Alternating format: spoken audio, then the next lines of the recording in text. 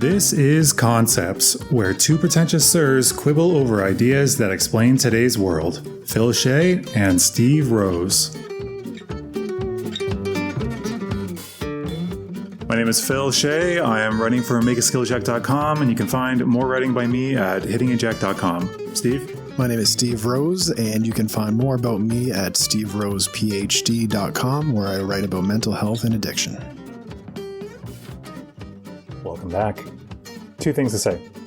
First, I sound like I'm recording in a tunnel in this entire episode, pretty much, including, number two, my aside, where I correct something that I misstated.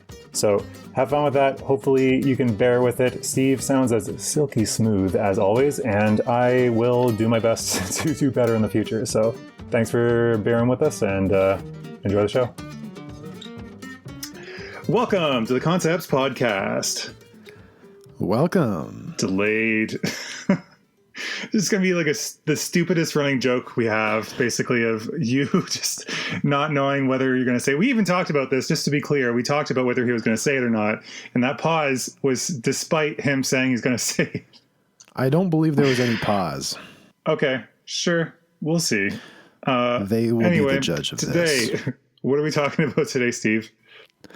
Oh, we're talking about the concept of Ikigai, something that I've wanted to talk about for a long time now, and you've been rather lukewarm about the idea, and just kind of like, yeah, maybe we'll do it someday. Yeah, long-time listeners, back in like episode 1 to 3, somewhere in that range, we did bring it up, and I did talk about how I didn't really want to talk about it. I don't even know why. It's actually one of my favorite concepts ever, and you've been very lukewarm. So we'll see today if that has changed or will change. All right. So introduce the concept to us, Steve. What is it you think Ikigai is? Well, I love how you phrase the question. Okay, so I'm gonna preface this. This might be back to maybe closer to our roots of the first episode, which we deviated from immediately, but of possibly being something of a debate one way or the other, or trying to argue a point. I might be a little more adversarial than usual for Steve's thing. But we'll see, because I don't know what he prepared and he doesn't know what I prepared. Yes. Again, I think I told him just a minute ago that I have 2.5 pages of notes. Well, you have more notes than me. Yeah, I was about to say, like, I'm pretty sure Steve probably doesn't have like any. So I have very few. So yes, Phil thinks this is going to be adversarial. I don't think so. I think he's underestimating my level of understanding on this concept, and I think your level of rigor. I'm challenging your academic rigor. We will see. So let's define it. Let's get into it. Please do. In simple terms, it's a Japanese concept.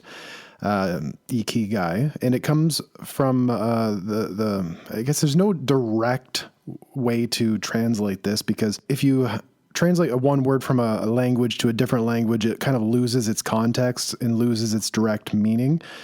So sometimes I guess the closest thing that we can say is a reason for living, a reason for being. A word I like to use is purpose. It's related to intrinsic motivation. Like the French raison d'être. Yeah, raison d'être. Raison d'être. D'être. If you want to be a pretentious version of this, you can use that. So it's life worth. What makes life worth living? There's no direct correlation between English words and this. It's just a compilation.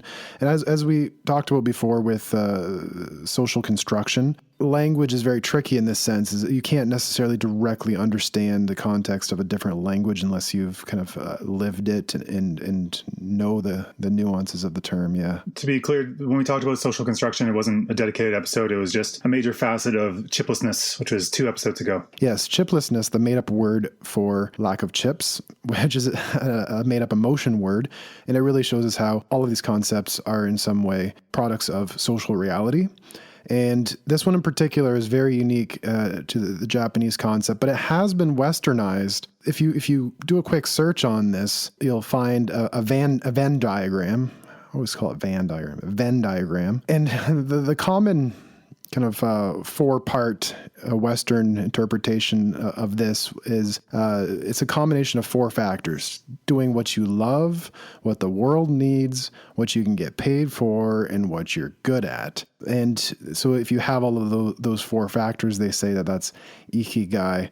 But this is a highly Westernized butchering of the concept. Capitalism ingrained as well. Yes. You have to be paid for it. Yeah. That has a lot of Western ideas. And then the fact that it's put into a Venn diagram, Westerns are very good at that as well. It doesn't really represent what it actually means in the Japanese concept. They almost wouldn't even recognize the concept if they looked at this diagram. And so if you bring it back to more of the roots of how it's used, it's a common word apparently in Japan. It's an everyday type of word, and it relates more to a felt sense, an experience. It's an experiential concept. It's not something that's abstract. It's almost like the idea of passion. You feel passion, but it's not exactly passion. It's kind of related to that too, I would say. But it's this felt sense that you have a reason for living and motivation to go on, in a sense. So would you say that your passion for whiskey would be part of it? Could that be an Ikigai? I would say so. But if you go by the Western Venn diagram, it would be... Then definitely not. Yes, definitely not, because you'd have to have all these criteria of what you love, what the world needs, and can you get paid for it? And okay, I'm not getting paid for it. I'm not a connoisseur, and it doesn't fit. Also, what the world needs is a funny thing to me, because it's like, what do you mean what the world needs? It's like, if I write a novel and I get paid for it, I love it, I'm good at it. But the world, does it really need another novel? Does it need my novel? What if it's just Pulp Fiction? Yeah, and I think that's relating to kind of a demand, but I guess the word getting paid for relates to that too. So this interpretation of the concept makes it very narrow. It makes it very elusive and very put off into the future of some goal that maybe you can get it someday. But the real meaning of this is an everyday, simple concept that anyone can have at any point, in simple things and simple objects, and it doesn't have to be this kind of big criteria, this Americanized version. Is that the controversy you were going to hit me over the head with, thinking I didn't? Yeah, I was going to try to say, like, we need to make sure that we're not perpetuating this kind of life coach that has been pushed in the West, taking a concept from the East and being like, look, it's so profound, but it's actually just a repackaging of like Aristotle's ethics, I think. Wasn't that? This just seems very similar to that. I was trying to think of what it was called, but it's where your talents and the world's needs cross, there lies your vocation, was the quote I found from Aristotle. Oh, that's a nice quote. I think you and I have spoken a bit about that. I do like the quote. Yeah, I like the quote. I like the Venn diagram. I just don't think it's an accurate representation of how the concept's most often used in Japan, specifically. Yeah, and it could be, I mean, it's not used at all like that in Japan from what I understand. No. It seemed to me, Ken Mogi is the guy that he's one of the two books, I think there were only two books that were written by actual Japanese people in the English language, or at least have been translated to the English language. And I listened to an interview with him just before we called, and I was just trying to like cram as much of this in. And what it made me think of was the French reason to be, raison d'être, the Danish hygge, and mindfulness in combination. It's something that you enjoy life for. You have these small pleasures, which is like hygge is a concept of coziness, finding coziness in everyday life and enjoying that. Like basically being in a wood room or wood chalet, let's say, or cottage, which I'm kind of sitting in right now, with warm lighting, maybe a fire, a nice blanket, and a cup of tea. That's the hygge life, kind of. And then mindfulness is just like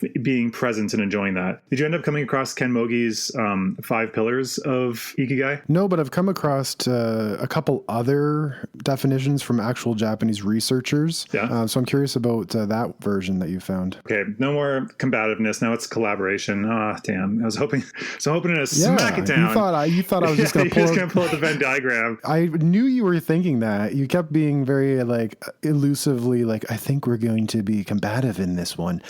And that's how I speak.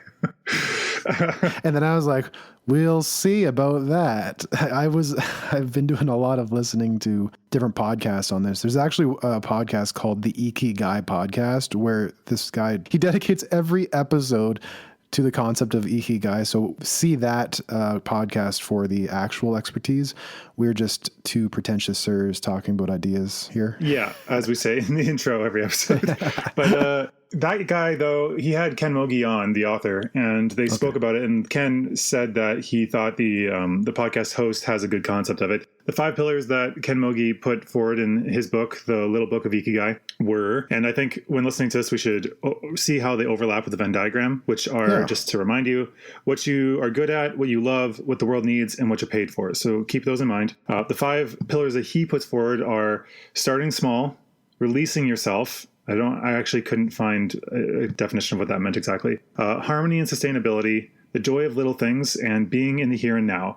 So to me, like, starting small, I guess, is, he kind of said that the Japanese people don't generally need a giant, grandiose framework to move forward. They kind of just start at the beginning and start just like chipping away at something, which is kind of what's in line with ACT therapy, right? Acceptance and commitment. Yeah. Not aiming to be the very best, but just starting where you can and with what you have, to a degree. Yeah. Yeah. It's a lack of perfectionism in a sense, taking small committed steps in the present moment with a values orientation is also another part of the concept. I didn't quite hear it so much in that definition, but I know it is part of that. Maybe releasing yourself has to do with values. Maybe I don't really know what releasing yourself means. Maybe it means, especially in a Japanese context where they're very constrained socially, I think it might be to do with that, like being your authentic self, perhaps. So it does relate to values, because the values is about releasing yourself from societal expectations and standards that are too rigid and you don't actually believe. So there might be an overlap. Yeah, perhaps. One of the things he talked about as an example was someone asked him what Ikigai was, and he sprinted away shouting "we" and enjoying himself like a child. And so to him, he thought that everyone should have contact with their inner child. So I think maybe he means like, one of the quotes actually that seems to succinctly talk about it is, he said, in Japan, we also have people who adjust to their social roles, and their social roles become their lives. It's an adaptation, but I think it's also a tragic loss of opportunities, end quote. So he's just talking about basically how people kind of become the role they're playing, kind of like the as we've talked about many times, the dramaturgy by Goffman, where they're just marrying the idea of being like a doctor or a lawyer, and they have to be a serious adult, because if you're not serious, then no one will take you seriously. But that's kind of a silly thing. We're living up to other people's expectations in that way and not our own, right? You have to be a serious adult. Yeah. So that role playing dramaturgy is kind of like that constriction in societal expectations. But there's also a healthy type of role playing that you can engage in, because it gives you a sense of belonging and purpose. It's the connection between what you can offer and I guess what the world needs. And I guess it relates to that Venn diagram in that sense. But I've seen in other definitions of the concept too that there's kind of a family system, community kind of orientation of the concept that's not an unhealthy, constricted version of that. What do you think about the harmony and sustainability? That one is actually about social contexts, it turns out. Harmony, sustainability. Yeah. See, that gets the very big picture in my mind. It doesn't relate so much to the felt sense as the concept often is. It's very kind of a big picture, environmental type of view. I mean, sustainability as we understand it when we hear that word now, because it's mostly used in an environmental context. He was talking about, apparently it's about how all social exchanges should be sustainable. Which I guess in my interpretation of what he's saying, it means that we should not necessarily, even if we have a strong opinion, we shouldn't, if it's going to damage the relationship to say it, then you may want to hold your tongue. If it can't be practical, but this is a relationship you value, or even maybe if it's just one that you can't get rid of, like say a boss, then you would still hold your tongue in that way, which some people actually fault the Japanese for, but he actually claims that it's the secret to Japanese success. I like that in the social sense of the word, not necessarily the ecological sense. And I also thought of another version of that word, which is the self-care version of sustainable. Sustainability could be also an individual thing. Is what you're doing sustainable? Are you engaging in enough self-care that your daily routines are sustainable? Yeah, you're not going to burn out. You're burning yourself out, and then you need like a 2-week vacation on a beach where you drown yourself with alcohol. So I think the word sustainability, the fact that you opened it up to that, it reminded me of this other version. So that's fitting. Yeah, I think it's interesting how with some words, you can call it priming, or one that comes to mind, a concept is functional fixedness, which is where we see something for what we initially assume it is, and then we cannot break it out of that mold. So for example, I think it was an experiment where, I can't remember what it was. I think it was a hammer or a screwdriver, and they had to the solution was to tie that to a rope to swing it as a momentum, just as a weight. But because people saw it as a hammer or a screwdriver, they would often not come to that conclusion because they're just thinking that they needed to hit or screw something with these tools, but they could just be used as a weight. And I think that happens with words. Like in this sustainability, we hear that and we think environmental, but it has a lot of different contexts, right? It just means to be able to continue going at whatever pace it's at. And even like the word sustain on a piano, there's a pedal called the sustain pedal. And what does it do? You press the keys and it continues them ringing rather than silencing them. So it's kind of a continuity is what the word refers to. But we can look at it. You just looked it up, didn't you? No. I'm not even looking it up. Okay. Continuity on various levels: ecological, interpersonal, social, and individual. Yeah. No, I'm not looking it up. I'm like just thinking about. You're conceptualizing it, but I think we dug a bit deep into that one. So are we changing this episode to the word sustainability? Are we looking at that concept now? No, I mean we kind of did, but a little too closely, perhaps. But a little too closely. The next one is the joy of little things. That's where Higa comes in, because it's enjoying like the small pleasures, the creature comforts kind of. That's a big theme that came up when I was looking up the actual Japanese use as well. It's like the joy of like the cup of coffee in the morning, like the little things. Yeah, he literally lists some things as Ikigai, which you just listed one. I made a list here because I thought it was funny, because what people think it is like this grandiose purpose. You need to do all these things overlapping and then your life is complete. But then like what? I don't really understand. Like, are you supposed to, is that your career? How long should you be doing that? Is it like a temporary thing? Is that the only way to be happy? What if you retire? Can you no longer be happy because you're not getting paid anymore? Right. The Western definition of the concept, yes, is very limited to that. It's very capitalistic in that you must be making money. Yeah. I want to talk at some point about the origins of the Venn diagram, but first I'll list what he said that made me laugh, because I'm like, compared to what we conceive it as or what kind of self-help gurus push it as, it's not that at all.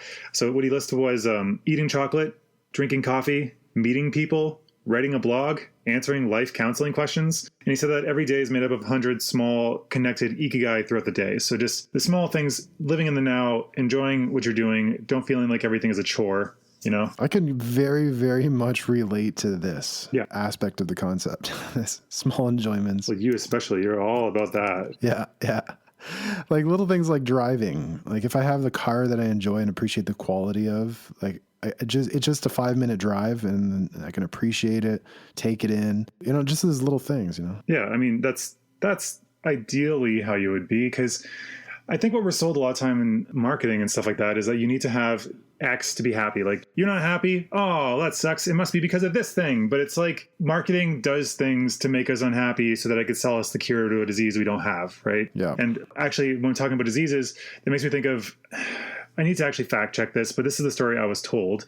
It was in one of my university classes, so I'm inclined to believe it. It also seems very, very intuitive for what we understand capitalism to behave like. So for cold sores, right? What is a cold sore? A pain on your lip. Okay, fine. It's herpes. It's oral herpes, basically.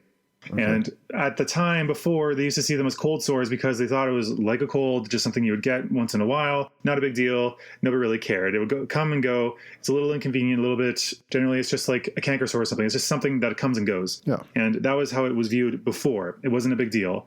Now, how is herpes viewed? It's viewed as like this incurable, terrible disease. It's awful. Yeah. I don't, just a disclaimer, I don't have herpes, but I just think that this particular story is pretty disturbing, because the reason this shifted was because we actually developed a treatment for herpes. And you would think, but by having a treatment for herpes, so like basically whenever you feel like a recurrence coming around, apparently, or an outbreak, that's it. You're supposed to take these pills and it'll like nix it. It'll stop it very quickly. And so in order to sell this, because people didn't care that much about it at the time until this product was developed. And then because of this product, they started doing this wide shaming campaign for, if you have this, you're a disgusting monster and you need to just, get rid of that. Yeah. And so it made a desire for people who originally were seen as okay and normal, to think they were now diseased and bad, and so they could just push these pills more. So it's kind of like that, right? Like we feel like we need to have these giant, grandiose things to fix our problems, but it's actually not fixed by those things at all. Hello, this is me stepping in from the future. So, this is actually a conspiracy theory that turns out to be false. I thought I should check into it, and it's a good thing I did because it's wrong.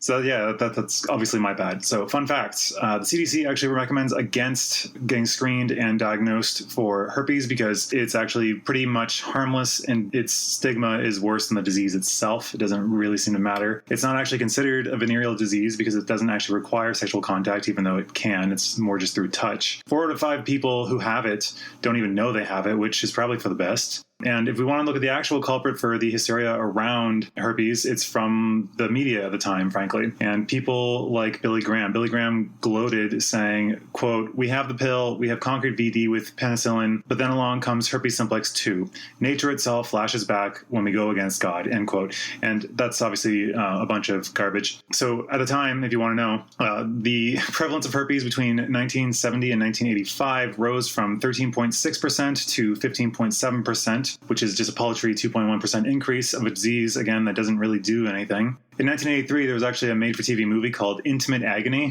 where everyone on Paradise Island contracts it, and it basically was reefer madness for herpes, but it was successful this time. Reefer madness, for those of you who don't know, is a ridiculous propaganda film by the U.S. government to demonize marijuana. Finally, the drug companies didn't play up fear at the time. There was actually a lot of different things making people scared of this, including the Rolling Stones, Time, New York Times, Phil Donahue, Oprah, 60 Minutes, all these kind of ran huge scares about that. And the ads that came out were not specifically naming the drug that they were selling. And they had stuff like a man on a beach with a woman saying the hardest thing this guy had ever had to do in his life was tell his girlfriend about his herpes diagnosis. So they're more sympathetic and empathetic to the situation and offered help. And this was after things had already kind of died down. So it's actually, again, sorry, my bad, it's false. All right, back to the show. Yeah, it's catastrophizing. It puts you into that. I've literally had calls where I've talked to people who think their life's ending because of this diagnosis particularly. So what you're saying is actually real.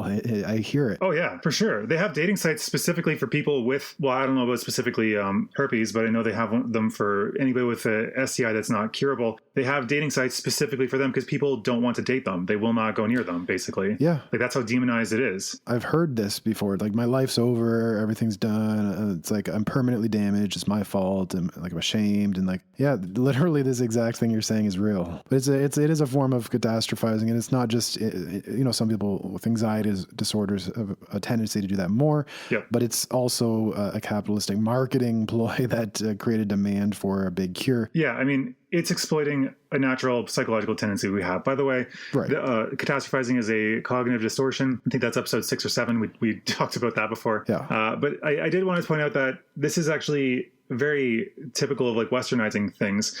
I couldn't find the example. There was apparently something I came across before, but I think it was a Korean way to be kind of thing, like a way to live your life in a happy way.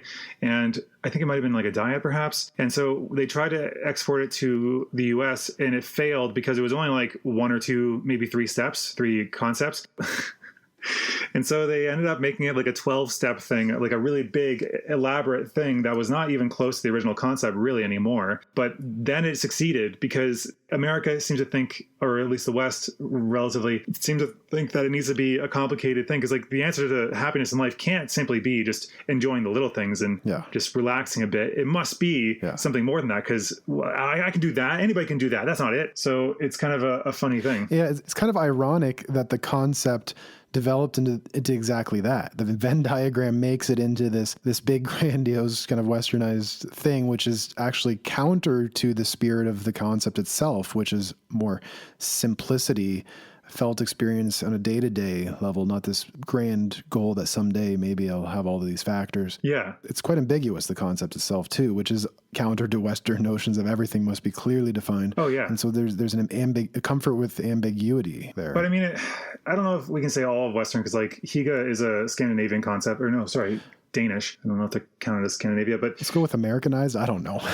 yeah, okay, that works. I think, though, that the reason it is Americanized in that way was kind of hinted at in a book I read called Fantasyland by Kurt Anderson. Okay. And in that book, he talked about how America's foundation, or at least maybe a lot of North America, it's a new world. It was a place that was sold as a lot of promises. You can go and be anything. You can go a gold rush, all these things. And so it attracted two particular types of people, according to him, or three, I guess. One was religious zealots, because they wanted to go and spread the word, I guess. One was rubes, like people who were taken in by this fantasy imaginary image of this rustic living in the West, in the New World. So they were people that believed the propaganda that this was like the land of plenty and it would be super easy and you can be your own king of your own land. And then because there were so many rubes going, there was also a lot of charlatans going, trying to take advantage of those rubes.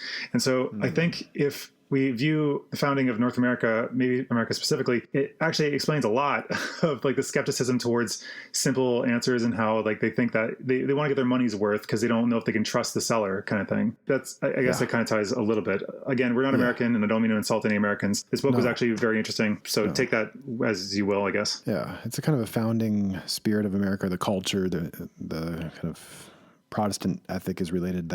So we're kind of getting away from the concept again, as per usual, but very related. So uncommon. Did you want to continue your pillars? No, I was basically done the pillars. There was the joy of little things and then being in the here and now. The joy of little things we talked about. The final one, I guess, is being in the here and now. That's essentially mindfulness, presence. Yeah. Paying attention to what you're doing, not being lost in thought. Yeah. Yeah. And so I actually did some research on actual Japanese definitions in the research, and I found a diagnostic tool. Oh. It's called the Ikigai 9. It was created by a team of researchers. And have you come across this at all? I did not, no. Okay. You underestimated me. Ooh. Yeah, your last minute brushing up. I didn't expect the Ikigai 9. So maybe I'll list the definition in this research, these 9 factors that they came up with, and then we can see how it maybe relates to the ones that you found. So here they are. I believe that I have some impact on someone. My life is mentally rich and fulfilled. I am interested in many things. I feel I am contributing to someone or the society. I would like to develop myself. I often feel I am happy. I think my existence is needed by someone or something. I would like to learn something new or start something. I have room in my mind. There it is. What do you think? That sounds, I think, a lot more psychologically well-rounded. It seems like it actually would be a much better way to approach life, which is, like you have impact on somebody or something. Like, I guess that's why people find having pets to be very valuable. And there was research, I think, on people in old folks' homes or retirement homes, whatever you want to call them, where if they had even just a plant to take care of, just to water that, they had a much greater chance of living longer. They wouldn't, if they didn't have any control over anything, everything was just taken care of, then they felt purposeless, I guess, and they were more likely to succumb to illness or outright die. So I think that makes sense. My life is mentally rich and fulfilled. That, I think, is really related to need for cognition. Some people I don't think feel the need to have a mentally stimulating life necessarily. I'm interested in many things. Is curiosity required to be happy? I mean, like a lot of these things, they help, but I don't know that they're necessary. Did you look it up yourself right now? No, I typed them as you were talking so that I could. Oh, wow. That was fast. You and your fast typing.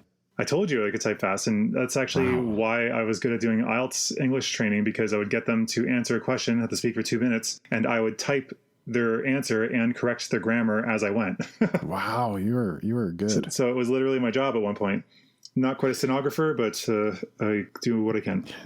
Let's see. I feel I am contributing to similar society, develop myself.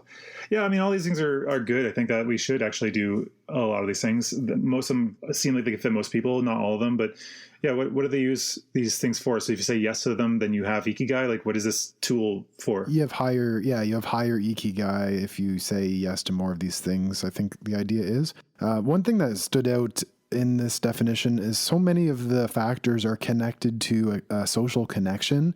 Like, I'm contributing to society. I'm needed by someone or something. Yeah.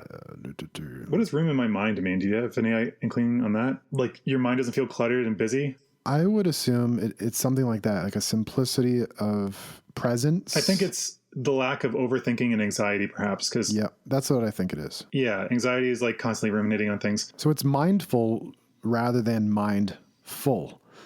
Like if your mind is full, you don't have room in your mind. And if you're mindful, you kind of put things in their place, and then there's no clutter around. You're not having to overthink. What is this thing doing laying around here? Oh, and you're tripping on everything.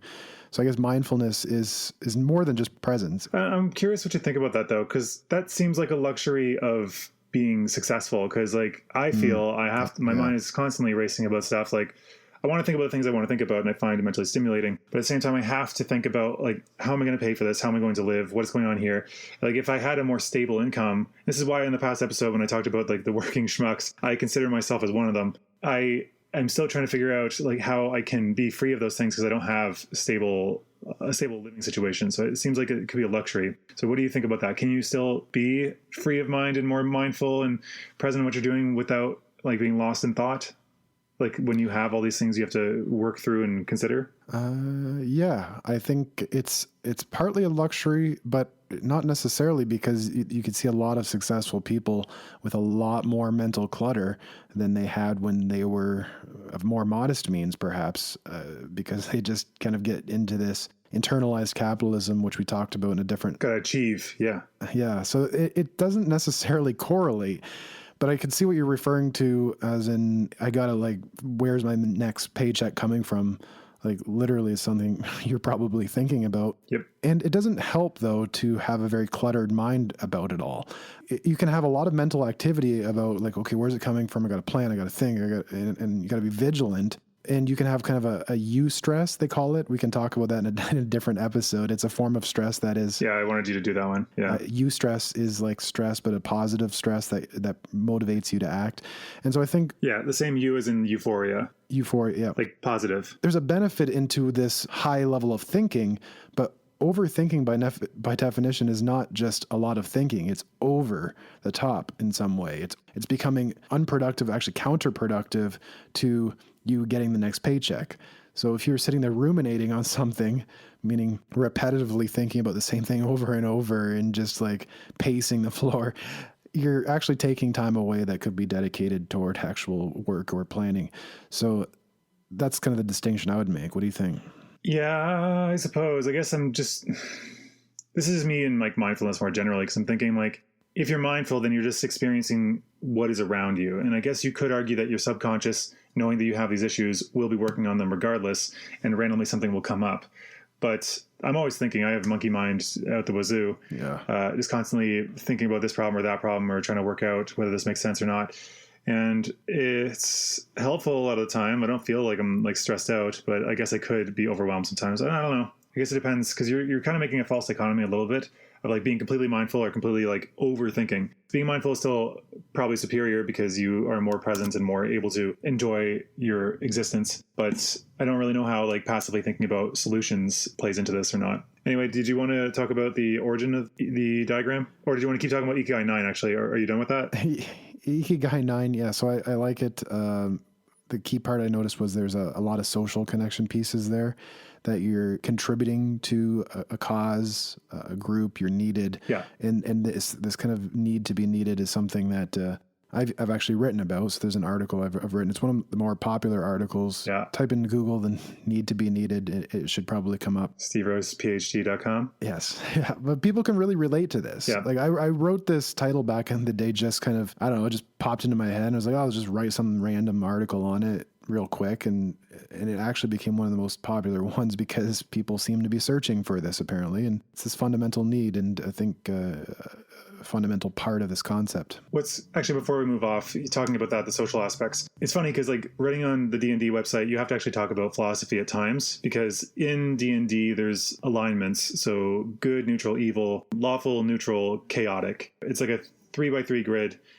I think it's too cartoonish, honestly, because the way you're kind of conceiving evil in that context is like, I like to hurt people. But I think where I ended up landing, because we had to talk about, there's apparently people asking questions about how to run evil campaigns, because almost all games, most games are good players. Because the motivation is usually like, this poor family scraped together what little money they have to like get you adventurers to save their daughter who's been kidnapped by goblins. And if you're bad, then you're just kind of like, and That's not enough money. Go away. So we had to define what evil meant in that post that I just put up this week. And I kind of came to the conclusion that evil is doing whatever you want without regard for how it affects anybody else. That seems to be the simplest form I can think of, where you will go to reach your own ends regardless of how it hurts other people. And sometimes your ends could be to hurt other people. But I found that thinking about this, you can have your goal of hurting other people, but still be morally good.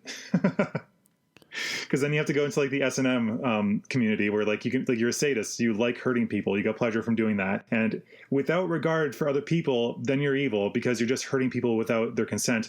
But if you want to be moral about that end, you would then have to be like be a sadist with a masochist who enjoys it as well and is consenting to being abused in this way. The way I'm tying this in is that we're talking about how being social, pro-social is what makes people more happy, because evil or selfishness tends to not make people happy. It ends up being like this black hole where you feel like you have to keep performing more and more, right? Right. Okay. I see how you connected that now. Like, where are we in this detour? Okay. Context matters. Yeah. Got it. Moral philosophy there. And then tying it back to, okay, pro-socialness. Okay. This need to be connected. I got it. Yeah. And then I was thinking, like, what is evil? Evil is the lack of being socially connected, basically, of not caring about anything but your own desires. And I guess you would distinguish that from social isolation, where somebody is isolated beyond their control. Yeah, I mean, that's also like a form of torture in many respects, because it's a form of evil. Yeah. I don't know if I'd call it evil. I mean, isolating somebody without their consent, yeah, well, that would be evil. But somebody choosing to be isolated, I think, is it's void of morality. I don't think it matters unless you're arguing that everyone should be contributing to the common good. If they're not doing bad things to other people, they're not affecting anybody else, and they're living a sustainable life outside of society, then I don't see any issue. And you know what? I always have this question of, what about hermits, in a sense of people that maybe wouldn't check the boxes in this definition of having an impact on someone, not contributing to society, not necessarily feeling needed by someone or something. Yeah. What if you are just happy living in your log cabin out in the wilderness and enjoying the simple ikigai of the cup of coffee and your view of the lake and all of that? What do you mean, what if? I mean, I'm sure some people are fine with that. I personally couldn't do it. I can't really fathom what that would be like, because you'd just be kind of bored. But right. Well, but you'd have very high levels of certain aspects of the definition, like mentally rich and fulfilled, and perhaps you're interested in many things. You're doing a lot of reading, and you feel happy every day and enjoying the simple things in that context. But this other aspects of the definition, the social one, would be perhaps more irrelevant if you were to apply it to someone in that context. But you're also, I guess, ignoring that they could have a relationship with nature or the creatures around them. That could be their kind of social scene, the actual relationship to nature, and making sure they're not damaging that. Yes. Helping to build biodiversity around them by proliferating specific plants. So like they could still be doing something good. Like the relationship doesn't have to be with humans, right? Yes. Right. So again, broadening the definition of connection beyond the social into the ecological. Okay. Yeah. And then there's the spiritual you can bring in and replace it. Yeah. Yeah. But yeah, exactly. I was going to think about them too, because like some people go to caves and just meditate for a decade. Right. So changing that, contributing to society or social connection to these other versions of connection makes sense. That's why I think purpose, what was it? You said connection was like the third. We talked about this a couple episodes ago with self-determination theory, I think, where you were saying it was mastery, autonomy, and you said connection, right? Yep. Or relatedness is another way to say it. Yeah. And those are the three factors of intrinsic motivation in our episode on self-determination theory. That's why I like purpose more, because it's broader, because you can have a purpose of your purpose is just to live out by a lake whittling all day. Well, and the word relatedness in that context, again, doesn't have to be social relatedness, as you said. It could be nature relatedness. So that whittling, I like that idea.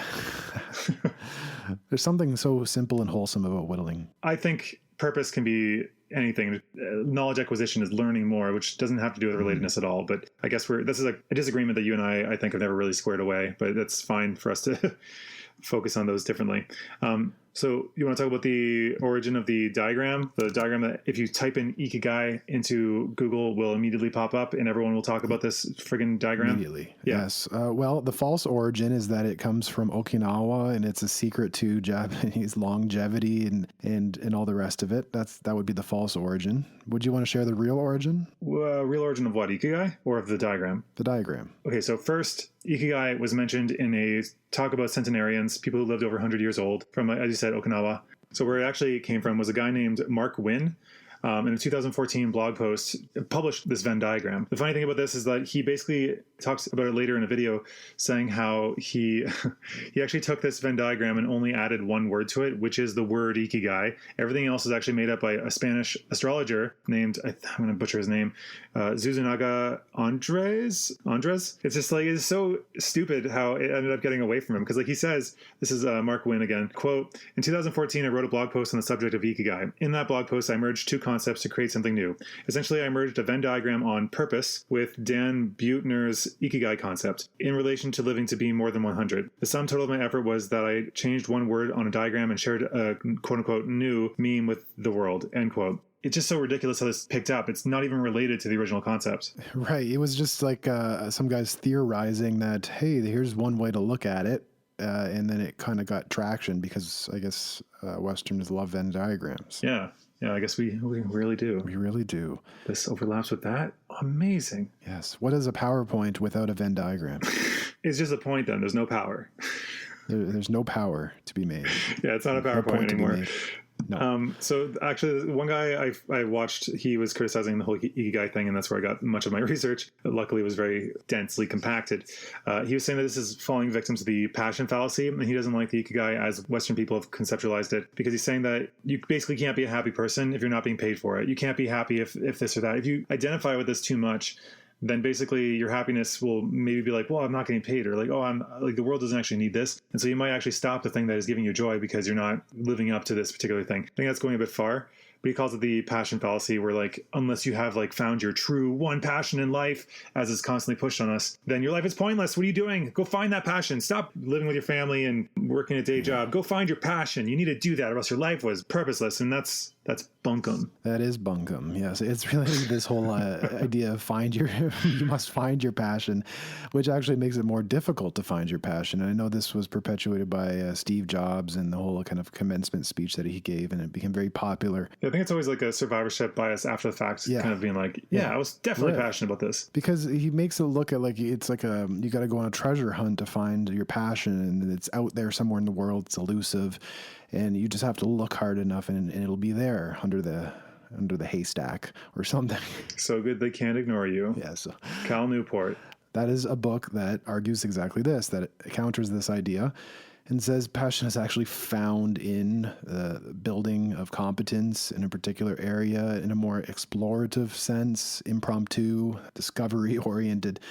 And once you get so good at something, you become more passionate about it. And then I guess it relates to people being more likely to hire you for that.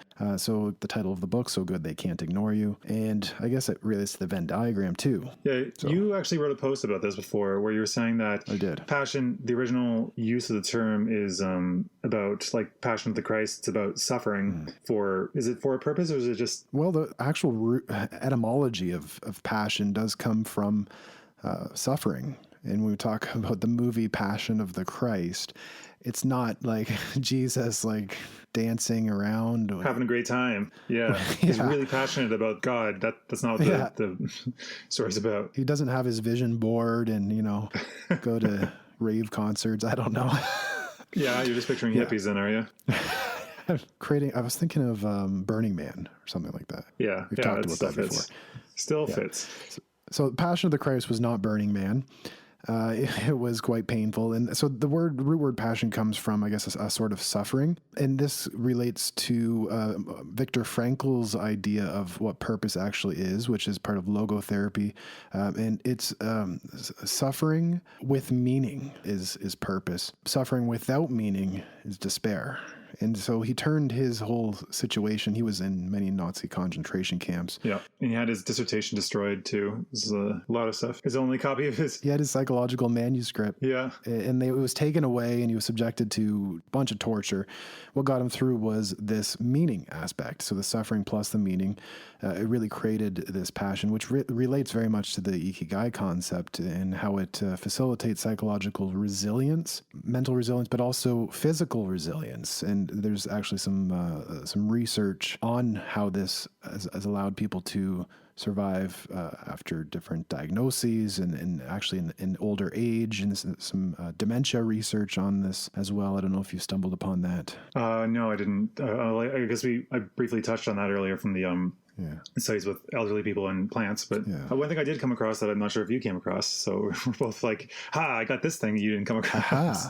Well, I got this and you don't. Did you come across Ikigai Psychology? What is that? I guess you kind of did with the Ikigai 9. It's there's a woman called Miyako Kamiya. She's Japanese. She's said to be the mother of Ikigai Psychology, where she talks about, I have a quote from her here. I'm sure she says lots more than this. I didn't have enough time to do research because this is like the last half hour. I was like, I got to find something more interesting here. So it was, quote, "It seems the word Ikigai exists only in the Japanese language. The fact that this word exists should indicate that the goal to live its meaning and value within the daily life of the Japanese soul has been problematized. According to the dictionary, Ikigai means power necessary for one to live in this world, happiness to be alive, benefit, effectiveness," end quote. And what she basically points out is that, as you were kind of saying, that the Japanese language is ambiguous. I think that's true for a lot of, I think they're called ideographic languages or ones with characters. So like I think I said this to you before to a couple of people when I was trying to remember the word for toes. I mistranslated it to people as foot fingers because I know the word for finger, which would be more commonly used. We don't talk about toes very frequently, right? So like I think the word for finger, the noun, and the word for point, the verb, I think are both very similar words. Probably not the characters, but the sound. And I remember thinking that the word for finger is probably more accurately depicted as the word for like digits, like my foot digits and my hand digits. They're just the things that come off of them. That's actually pretty accurate, but like it's always reminding me that every character or every word in at least Chinese and probably Japanese as well, and many cultures, is that they're kind of clouds of meaning. A particular character in Chinese is a cloud of meaning. It's like, instead of being finger, which it is finger, it could just be, it's also toes. So it could just be digits or like small extremities or something like that. So like you kind of get a feel for these words as you go, which is why translation can be so difficult at times. There is an ambiguity to the language itself and the writing even, and the characters. And this is why this whole episode is really about defining this undefinable concept, which is very much experiential. Yeah. And related to that, I do have another definition by one of the top Japanese researchers in this particular area, Professor Hasanegwa. And he creates another diagram, which we can link as well. And it's called the constituent elements of Ikigai. And he says there's the feelings associated with it are, let me just list them here: self-realization and willingness, sense of fulfillment in everyday life, motivation to live, sense of existence, sense of control. And then there's an etc. after it. But, so there's a kind of a vagueness even in the diagram. So it's a cloud of meaning of sorts, as you said before with yeah, it seems to be very personalized. It may not be drinking coffee because maybe you hate coffee, but it could be drinking tea or whatever, going for a short walk, like whatever it is that you enjoy, being present for that, enjoying the small things in life, taking breaks. It was also pointed out by like Ken Mogi about how like a salaryman in Japan, they work exceptionally hard and to the detriment of their lives, I would argue, because there's like the whole concept of like work death where you like die at your desk. We'll have to do that concept at some point. Yeah. Karoshi? I don't feel like either of us knows enough about the Japanese culture or context to talk about it, but we could try. We're doing it right now. So why not? Sort of. I guess that's true. He was talking about how they find pleasure in the small grasped moments that they can, like the found time, as it's called, where you just have downtime that you're waiting for something to happen. Like you're on the subway waiting to get to work, so you're playing a game or listening to music or whatever. And I do actually kind of relate with that. I remember when I was working at this call center between Australia and China, back at one of my lower points, I would get like a 15 or like a 10-minute break, and it just feels like so pointless. Like right now, if I gave you 10 minutes to do something, it would just feel so short, and it is. But because you're so constrained most of the time, getting that 10 minutes of like just being able to browse on your phone, it just felt so much more pleasurable than it would be right now if I were to just stop this and pick up my phone, because like my time is more free So maybe it's highlighted because of that life. Maybe that's why it kind of emerged, because they're so hardworking. I don't know. That relates very much to this idea that you notice your Ikigai the most in times of suffering or hardship, going back to that idea of passion and suffering, that it really stands out in those moments. I think it's like contrast, right? Because everything psychological for people is about contrast. If I say if you take a very important test and I say you got 787 points, is that good? Is that bad? Like, where does that land? What's the top number? What's the average? Whenever we got exams back, students would always ask, what's the average? Because they want to know how they did in context. And that's why I think we're always about relations between things. So if your life is generally very bad, and then occasionally you get this respite or nice break that's unexpected, then it's that much more pleasurable. Like that story, I think it's a Chinese proverb, maybe Japanese, where there's this man being chased by a tiger, and he's chased off of a cliff, and he falls and he grabs a root and is able to hang on just there. At the top, there's a tiger. At the bottom, there's yet another tiger that's taking notice of him. No matter what happens, he's going to die. He notices on the branch that he's hanging on to, there's a strawberry. And so he plucks a strawberry and eats it. And it was the most delicious thing he'd ever tasted. Oh, wow. Because of the suffering and the struggle, basically. Okay. That is a nice metaphor for Ikigai. I don't know if that is related, I guess. But I've said pretty much everything I have to say about this. Do you have anything else you want to go over? Not in particular, no. Okay. Then just refresh my take on the whole concept is, well, one, the Western concept is dumb and very rampant with internalized capitalism. My take of what it actually means is a combination of the French reason to be, the Danish hygge, enjoyment of coziness and creature comforts and small pleasures, and mindfulness. All those three things kind of jam together, just focusing on the little things, enjoying life, seeing what impact you can have no matter how small on anything around you, and trying to be pro-social. Yeah. Is that a good summary, would you say? I would say it's a very good summary, as per usual, as you always do. And emphasizing the pro-social element is something I tend to do, but not as in a gift to charity, but relates that back to... We'll also do that. Yeah, well, you could. But cherishing the value of your close interpersonal relations. That, again, is something that has been reinforced by 70 plus years of research by Harvard in what's called the Harvard Grant Study. We could link that. It's one of the longest running longitudinal studies in existence, really. And they followed these people from... Yeah, I have heard of this, actually, yeah. Second World War? Yeah. It's since then, I believe.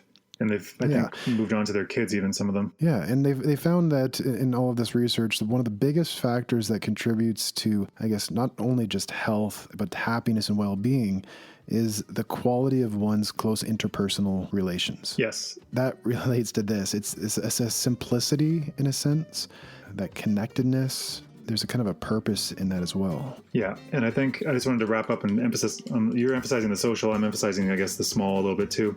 I just wanted to end with a quote by Ken Mogi. Japanese people don't need grandiose frameworks to move forward in life. They just take little steps, end quote. Very nice. Very nice. All right. Love it. Thanks for tuning in. Hopefully we see you again next time. Share with your friends, please. And that's pretty much how our marketing strategy is that. So thanks again, and we'll see you next time. Bye. That's bunkum. That is bunkum.